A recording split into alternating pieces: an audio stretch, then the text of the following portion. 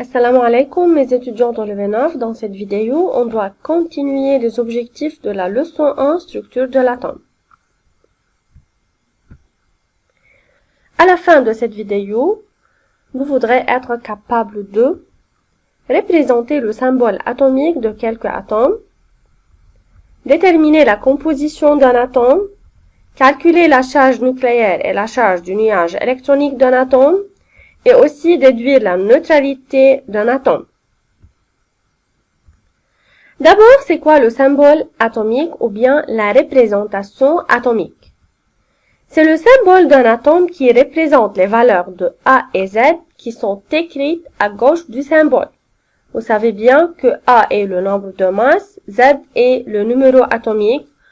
On écrit le symbole atomique ou bien la représentation atomique de cette façon-là.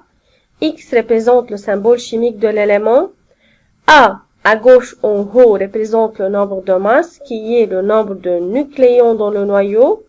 Et Z, qui est écrit à gauche en bas, représente le numéro atomique ou bien le nombre de protons. Comme application, on a la figure suivante qui représente l'atome de carbone de symbole C. Vous voudrez donner la représentation symbolique de cet atome. Bon, d'abord, le symbole de cet atome c'est C, alors, et vous voudrez compter le nombre de protons pour déterminer le numéro atomique Z, et aussi, vous voudrez déterminer le nombre de masse A qui représente le nombre de nucléons, alors c'est le nombre de protons plus le nombre de neutrons. D'abord, Z égale nombre de protons égale à 6, A égale Z plus N égale 6 plus 6 égale à 12. Alors, la représentation symbolique de l'atome de carbone, c'est C, 12, 6. C'est quoi la composition d'un atome? C'est le nombre de protons, neutrons et électrons qui constituent l'atome. Donc, lorsqu'on vous demande de déterminer la composition d'un atome, mes chers étudiants, vous voudrez déterminer le nombre de protons, le nombre de neutrons et le nombre des électrons. Alors, le nombre des particules subatomiques. Le nombre de protons est déterminé par Z, le numéro atomique. Le nombre de neutrons, N égale A moins Z, si on a A le nombre de masse. Et si on a le nombre de protons, on peut trouver le nombre de neutrons N par la relation N égale A moins Z. Le nombre des électrons égale nombre des protons, car l'atome est neutre. Application. On doit déterminer la composition de Cl3517. C'est l'atome de chlore. Vous voudrez déterminer la composition de l'atome de chlore représenté par Cl3517. Prenez vos temps, mes chers étudiants, pour donner la bonne réponse.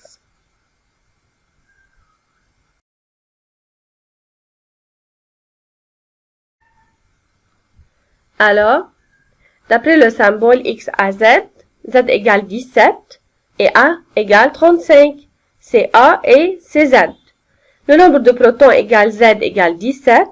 Le nombre de neutrons N égale A moins Z égale 35 moins 17 égale 18. Donc, il contient 18 neutrons.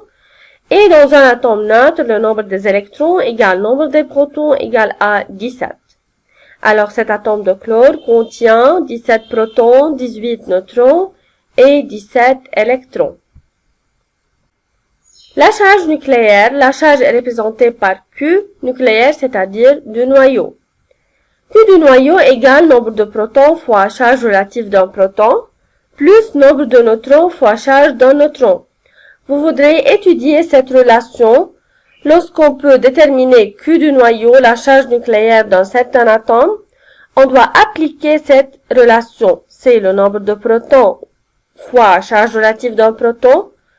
Vous voudrez toujours voir la charge relative d'un proton comme donnée, plus nombre de neutrons fois charge d'un neutron. Application. Vous voudrez déterminer la charge nucléaire de cet atome. Et vous avez comme donnée la charge relative d'un proton qui est en plus. Et vous savez bien que la charge d'un neutron est 0. Les neutrons sont neutres, ils n'ont pas de charge. Comment voulez-vous déterminer la charge nucléaire de l'atome?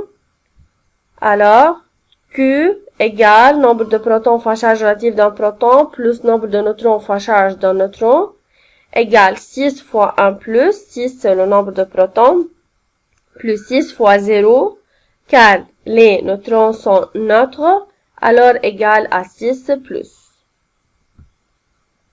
Maintenant, on doit déterminer la charge du nuage électronique. Q du nuage électronique. Elle est donnée par la relation suivante, nombre des électrons fois charge relative d'un électron. Et vous savez bien que la charge d'un électron, c'est 1 moins. On doit appliquer cette relation à cet atome-là. Alors, oui, Q du nuage électronique. Q du nuage électronique égale nombre des électrons fois charge relative d'un électron. Puisqu'il contient 6 électrons, alors 6 fois 1 moins égale à 6 moins. La charge atomique, Q de l'atome, comment peut-on trouver Q de tout l'atome?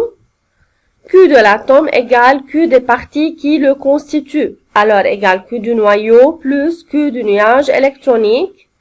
Par application, on doit calculer la charge de cet atome, qu'on a déjà calculé la charge de son noyau et la charge de son nuage électronique. Alors, Q de l'atome égale Q du noyau plus Q du nuage électronique égale à 6 plus 6 moins égale à 0. Vous savez bien que l'atome est neutre, alors toujours Q de l'atome doit être 0. Si Q de l'atome n'est pas 0, alors vous avez quelques fautes dans vos réponses, car toujours l'atome est neutre, alors Q de l'atome est nul, égal à 0. L'électroneutralité d'un atome, Q du noyau égale nombre de protons fois charge relative d'un proton, plus nombre de neutrons fois charge d'un neutron. Mais le nombre de protons est égal à Z, alors si on remplace le nombre de protons par Z, on obtient la relation Q du noyau égale Z fois 1 plus 0, car le nombre de neutrons doit se multiplier par 0, alors Z fois 1 plus 0 égale Z plus. Et Q du nuage électronique égale nombre des électrons fois charge relative d'un électron. Et dans un atome neutre, on sait bien que le nombre des électrons égale nombre de protons égale Z. Alors, on peut remplacer le nombre des électrons par Z. Donc, on obtient Q du nuage électronique égale Z fois 1 moins égale Z moins. On veut maintenant calculer Q de l'atome égale Q du noyau plus Q du nuage électronique égale Z plus Z moins égale à 0. L'atome est neutre. Vous avez, mes chers étudiants, comme devoir à étudier les notes dans la fiche supplémentaire 2 et à résoudre les applications 1 et 2. Bon travail, mes chers étudiants.